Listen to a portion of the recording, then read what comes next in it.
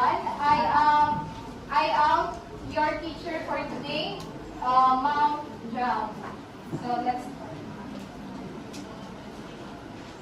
Assalamualaikum and good morning, class. Good morning, Ma'am Jam. Okay, so please observe your surroundings. Arrange your chairs and pick up the pieces of the trash. Okay, 1, 2, 3. Okay, please remain standing.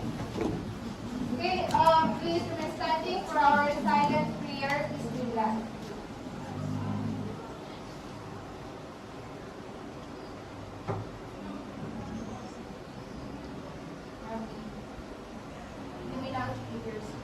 Thank you, Ma'am Jam.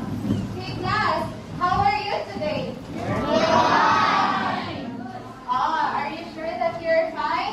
Yes. I see to your faces that most of you are okay, so it's good to hear that. Okay, so let me check your attendance first. Anyway, where is the class monitor? Who is absent today? Hello. Okay. So class, do I give you a homework? Yes. So I want you to submit your homework right now. 1. So please pass at the front. 1, 2, 3, 4, 5. Okay. So in our classroom, upon entering my classroom, I want you to keep in your mind our class rules and policies. So in our classroom, for the section Aries, you have here the word Aries. First is, please read. Always listen when someone is speaking. Okay, so always listen when someone is speaking. That means when someone is speaking, you are not allowed to talk or interrupt. Okay, so rule number 2. Raise your hands for permission to get up speak. Okay, Mr. Rasul, for you, why do we need to raise your hands for permission to get up speak? So that we don't interrupt the person speaking, such as you, ma'am, if ever you're discussing at the lecture today. I will raise my hand, for example, to ask a question. Okay, very good. Thank you so much. Okay, class, do you understand what Rasul said? Yes. So once your classmates or even your teacher is speaking, you should raise your hand to speak. Okay, so next is letter E, enjoy learning with enthusiasm. Class, you're not just here to learn, but also to have an interest and willingness. And then lastly, please read. Show respect to everyone. Okay, so it is very important that you respect someone or anyone. So can I call Miss Yumna to explain why do we need to always show respect to everyone or to anyone?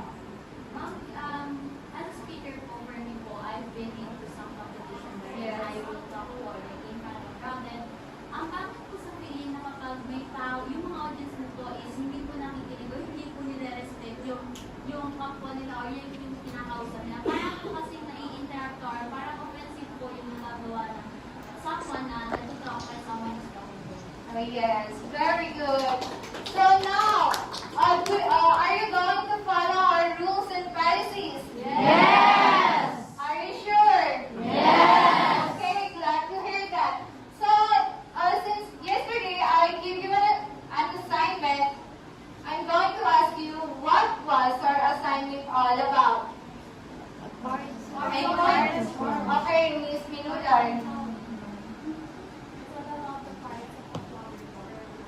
Okay, parts of the plants. How about who can give me an example or 3 parts of the plant